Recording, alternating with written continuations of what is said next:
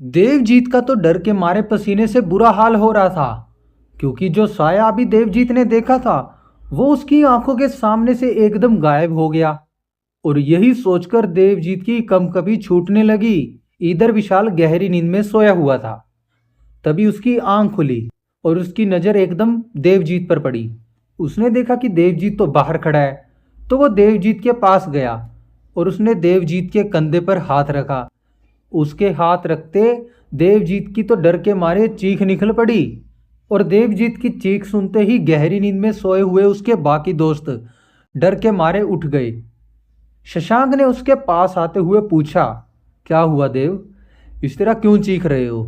क्या सपने में कोई चुड़ैल वगैरह देख ली क्या तुमने? गौरव भी आंखें मलता हुआ कहने लगा, ओ गॉड, अभी तो नींद आई थी, इस देव की वजह से फिर जागना पड़ गया। देवजीत के पास खड़ा विशाल आगे आते हुए बोला, रिलैक्स गाइस, कोई चुड़ैल या भूत नहीं है। वो तो मैंने रात को यूं ही खिड़की के आगे देव को खड़े हुए देखा तो उससे पूछने चला गया। जैसे ही मैंने देव के कंधे पर हाथ रखा वो डर से चीखने लगा। अब मुझे क्या पता था कि देव मुझसे ही डर जाएगा। ये सुनते ही शशांक ने कोने में जो मशाल जल रही थी उसको स्टैंड से बाहर निकाला और अपने हाथों में ले लिया। फिर डरावने अंदाज में मशाल को लहराते हुए बोलने लगा, हे भूत चुड़ैल, तू जो कोई भी है, मेरे दोस्त देवजीत से दूर रहना, वो बेचारा बहुत ही डरपोक किस्म का है। और फिर शशांक जोर से हंसने लगा। पर अगले ही पल शशांक के हाथों में जो मशाल थी वो एकदम बुझ गई, मानो किसी ने उस मशाल को फूंक मारकर बुझा दिया हो। अब सब डरकर शशांक की ओर देख रहे थे कि अचानक खोल के दूसरे कोने में जो मशाल जल रही थी वो भी बुझ गई। हॉल में गुप अंधेरा छा गया। सबको इस तरह से डर लगने लगा कि चीखना ही भूल गए सभी। तभी देवजीत को यूं महसूस हुआ मानो जो कुछ समय पहले उसने जो साया नीचे देखा था वो बिल्कुल उसके सामने खड़ा है। अंधेरे में उसे कुछ ठीक नजर नहीं आ रहा था, पर देवजीत के सामने खड़े साये के आसपास बड़ी अजीब तरह की हल्की सी रोशनी थी। चेहरे पर और पूरे शरीर पर पूरी तरह से एक सफ़ेद चादर ढकी हुई थी। देवजीत का गला सूख गया, हाथ पैर ठंडे पड़ गए।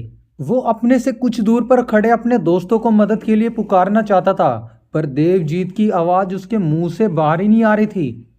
अचानक ही देवजीत के सामने खड़े साये ने अपनी जगह से आगे बढ़कर अपने हाथों में पकड़ी हुई मशाल को देवजीत के हाथों में पकड़ा दिया और पलक झपकते ही वहां से गायब हो गया। साये के गायब होते ही शशांक के हाथों में जो मशाल थी वो पूरी ताकत से जलने लगी और साथ ही हॉल के जितने भी कॉर्नरों में मशाल लगी हुई थी वो भी एक झटके में जलने लगी। मशाल के जलते ही हॉल में रोशनी छा गई। सब कुछ साफ साफ नजर आने लगा, पर रोशनी होते ही सारे दोस्तों के चेहरे पर डर और घबराहट से पीला पड़ गया था। सबके सब एक दूसरे को ऐसे देखने लगे मानो उन्होंने अपनी मौत देख ली हो। सबसे पहले शेखर संभलते हुए बोला, ये मशाल अचानक फिर से कैसे जल उठी? विशाल ने किसी तरह हिम्मत जुटाते हुए कहा, मशाल फिर से कैसे जली क्या? ये तो बाद की बात है, पहले ये सोचो कि ये दोनों मशाल अचानक बुझ कैसे गई। गौरव भी मरी मरी आवाज में बोलने लगा, यार शशांक, तेरे हाथ में पकड़ी हुई मशाल फिर से कैसे जल उठी? शशांक क्या जवाब देता, वो तो खुद ऐसे स्टैचू बना हुआ था, अपने हाथों में पकड़ी हुई मशाल को देखे जा रहा था बस। तभी शेखर की निगाह खिड़की के पास खड़े देवजीत पर पड़ी। वो फौरन आगे लपकते हुए देवजीत के करीब आया और हैरानी से बोला, अरे देव, ये तेरे हाथ में मशाल कहाँ से आ गई? इस हॉल में तो बस दो ही मशाल थी। देवजीत ऐसी पथराई नजरों से बस सामने देखता रहा, मानो उसमें कोई जान ही ना हो। जब देवजीत ने कोई जवाब नहीं दिया तो शेखर ने आगे हाथ बढ़ाकर देवजीत के हाथ में जो मशाल थी उसे लेना चाहा, पर जैसे ही शेखर की उंगलियां उस मशाल को टच किया, शेखर को बुरी तरह से एक झटका लगा, मानो शेखर ने जलते हुए अंगारे को छू लिया हो। शेखर के मुंह से चीख निकल गई। वो फौरन पीछे की तरफ हट गया। अब शेखर की चीख सुनते ही देवजीत एकदम होश में आया और इधर उधर देखने लगा। फिर अपने हाथ में पकड़ी हुई मशाल को उसने खिड़की के बाहर फेंक दिया। मशाल को बाहर फेंकते ही पता नहीं कैसे उस मशाल में एकदम आग जल उठी और वो आग इतनी तेज थी कि उसकी लपटें खिड़की तक आ रही थी और देवजीत को झुलसाने लगी। शशांक जोर से चीख उठा, अरे बंद करो उसको, अरे जल्दी से उस खिड़की को बंद करो कोई। शेखर और गौरव ने दौड़कर हॉल की उस खुली हुई खिड़की को बंद किया। फिर सब गहरी सांस लेते हुए नीचे फर्श पर बैठ गए। अब कुछ देर बाद जब सभी दोस्त संभल गए तो शेखर ने पूछा, क्यों शशांक, तूने तो कहा था कि तेरे नैनीहाल के पास वो तिलस्मी जगह है तिमारपुर, पर मुझे तो ये हवेली भी कम तिलस्मी नहीं लग रही। विशाल ने भी सहमति जताई और बोला, करेक्ट, सही कहा तुमने। हॉल में मौजूद दोनों मशालें एक साथ बुझ गई और फिर एक साथ जल भी जाती हैं। ये बड़ा ही विचित्र लग रहा था। गौरव भी सहमे हुए स्वर में बोला, हाँ यार, और ये देवजीत के हाथ में अचानक मशाल कहाँ से आ गई। अब इतनी देर से खामोश बैठे देवजीत ने अपनी जुबान खोली, तो क्या तुम सबने देखा नहीं उस साये को? बिल्कुल मेरे सामने ही खड़ा था, उसने ही तो मुझे ये मशाल पकड़ाई थी। तभी शशांक हैरान होकर बोल रहा, ये क्या बोल रहा है तो कुछ भी, अब ये साया कहाँ से आ गया यहाँ बीच में? तभी देवजीत चिढ़ते हुए बोला, हाँ तुमने तो देखा नहीं साये को, पर मेरी आंखों के बिल्कुल ठीक सामने खड़ा था वो साया। पहले वो साया हवेली के नीचे वाले कंपाउंड के में एक पेड़ के नीचे खड़ा था। फिर जब हॉल में जल रही दोनों मशालें बुझ गई तब वो साया एकदम मेरे सामने खड़ा था। फिर उसने मुझे मेरे हाथों में मशाल थमा दी। अब कोई और कुछ कहता तभी हॉल के दरवाजे में आहट सी सुनाई दी और अगले ही पल हरिया वहां आ गया। हरिया ने उन सब पर नज़र घुमाई, फिर गंभीर लहजे में पूछा, आधी रात के वक्त इस वक्त आप जाग रहे हो, क्या कोई खास वजह है?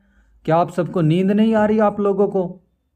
शशांक ने जल्दी से कहा, हरिया, अभी यहाँ कुछ देर पहले जो दोनों मशालें जल रही थी वो अचानक बुझ गई और कुछ देर बाद फिर वो जल उठी। बस इसी बात पर हम सब ताजुब रहे थे। हरिया का चेहरा एकदम सहम गया।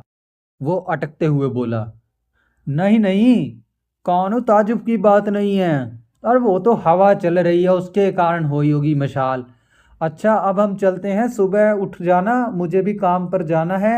अब हरिया एक पल भी वहां पर नहीं रुका।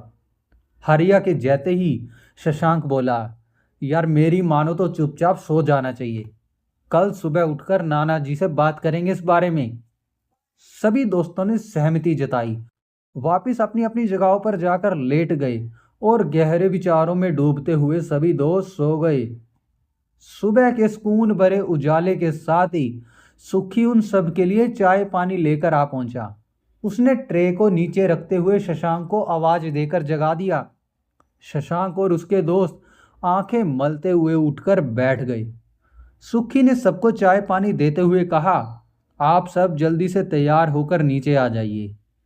दोस्तों ने चाय पी और सब तैयार होकर नीचे उतर आए तो दिन के उजाले में हवेली का चप्पा चप्पा देखकर दोस्तों की आंखें खुली की खुली रह गई। लाल सफ़ेद पत्थरों से बनी उस हवेली की दीवारों पर बेमिसाल कारीगरी की गई थी।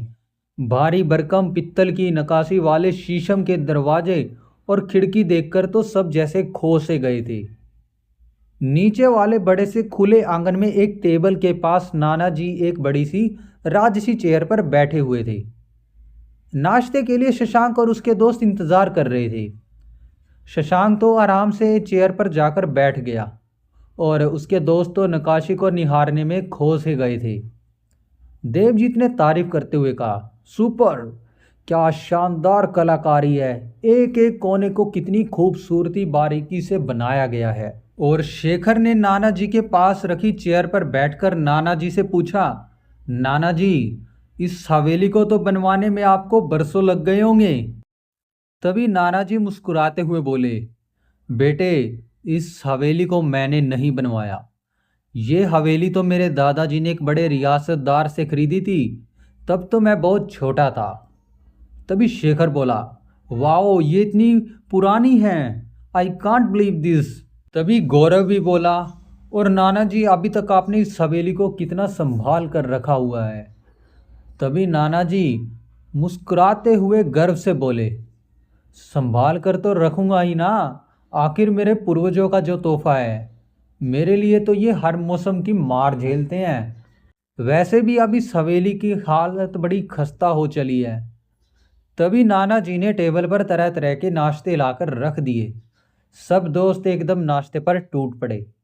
फिर नाश्ता खत्म होते ही शशांक ने नाना जी से लाइट के बारे में बात की कि लाइट वगैरह अभी तक इस गांव में नहीं आई। तब नाना जी ने कहा कि हवेली बाकी गांव से एकदम अलग निर्जन इलाके में बनी हुई है। अचानक से शेखर ने पूछा, नाना जी कल रात हमारे साथ बड़ा अजीब सा वाक्या हुआ। कल आधी रात को हमारे रूम में जल रही दोनों मशाल एकदम बुझ गई और फिर अपने आप जलने भी लगी। नाना जी हैरान होकर बोले, ये कैसे हो सकता है बेटा, तुम सबने कोई सपना देखा होगा। तभी देवजीत एकदम से बोल पड़ा, सपना नहीं था ये नाना जी, हकीकत थी। कल आधी रात को ये हैरत अंगेज वाक्या हम सबने अपनी आंखों से देखा। और यही नहीं, मैंने कल तो रात एक साय को भी देखा था जो पहले नीचे कंपाउंड में खड़ा था और फिर बाद में अचानक ऊपर आकर बिल्कुल ठीक मेरे सामने खड़ा हो गया। और उस साय ने मुझे अपनी बुझी हुई मशाल भी थमा दी और फिर अगले ही पल वो गायब भी हो गया। देवजीत की आवाज सहमी होती चली गई। नाना जी एकदम से खामोश हो गए, पर सब सुनते ही नाना जी के हाथ से पानी का गिलास छूटकर नीचे जा गिरा। नाना जी ने धीमे स्वर में कहा, बच्चों मैं तुम सबको डराना तो नहीं चाहता, पर इस गांव के लोग ऐसा कहते हैं कि इस इलाके में एक रहस्यमय साया घूमता रहता है। वैसे तो मैंने आज तक उस साय को नहीं देखा। अब ये सुनकर नानी जी का चेहरा एकदम सफ़ेद पड़ गया। वो कंपाती हुई बोली, बेटा मैं तो कहती हूँ तुम इस हवेली से बाहर किसी भी हालात में मत निकलना। आराम से यहाँ रहो, खाओ पियो, जो चाहिए वो हर या सुखी से बुलवाकर मैं तुम्हें दे दूंगी। अब शशांक उठकर नानी जी के पास गया और उनका हाथ पकड़कर प्यार से बोला, ओ मेरी नानी जी, आप घबराइए मत, हम सभी इसी हवेली में रहेंगे और आपकी बनाई हुई स्वादिष्ट चीज़ों का आनंद लेंगे। फिर शशांक रुककर कुछ बोला, लेकिन मैं अपने दोस्तों को हवेली के पीछे वाले तालाब के किनारे आम की बगिया तो दिखाने ले जा सकता हूँ ना। वो सब बहुत बेचैन हो रहे हैं आम की बगिया देखने के लिए। शशांक ने गुपचुप अपने दोस्तों को इशारा किया और दोस्त फौरन शशांक का इशारा समझकर एक साथ बोल पड़े, हाँ नानी जी, हमने आज तक कोई भी आम की बगिया नहीं देखी है। हम आज पूरा दिन वही बगिया में बिताना चाहते हैं। शशांक बोला, नानी जी आप हमें थोड़ा सा नाश्ता पैक करके दे दीजिए, हम वहीं आराम से बैठकर बगीचे में पिकनिक मनाकर शाम तक लौट आएंगे। नानी जी ने मुस्कुराते हुए कहा, ठीक है, पर तुम लोग अपने साथ हरिया को ले जाना। मालिक हरिया तो आज सुबह से नजर नहीं आ रहा था, न जाने कहाँ चला गया, सुखी ने धीरे से कहा। नानी जी हैरान होकर बोली, हरिया कहीं चला गया? वो कहाँ जा सकता है, 24 घंटे तो वो इस हवेली में रहता है, उसको तो कोई परिवार वगैरह भी नहीं है उसका। नानी जी बोली, हो सकता है कि कहीं बाग बगीचे में कुछ काम कर रहा होगा हरिया। चलो मैं शशांक तुम्हारे दोस्तों के लिए गर्मा गर्म नाश्ता पैक कर कर लेकर आती हूँ। नानी जी किचन की ओर चल दी। नानी जी के जाते ही नाना जी ने शशांक को समझाया, देखो बेटा, तुम आम के बगीचे में तो जा रहे हो, पर ध्यान रखना भूल कर भी उस बगीचे से बाहर या इधर उधर भटकते मत चले जाना। शाम ढलने से पहले ही हवेली में आ जाना। शशांक ने फौरन गर्दन हिलाते हुए कहा, चिंता मत कीजिए नाना जी, आप हम सब शाम होने से पहले वापस लौट आएंगे।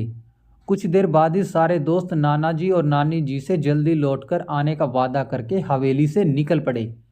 पर क्या वो अपना वादा निभा पाएंगे? वैसे भी शशांक और उसके दोस्तों का मकसद तो तिमारपुर जाने का है, तो क्या ये दोस्त तिमारपुर पहुंच पाएंगे?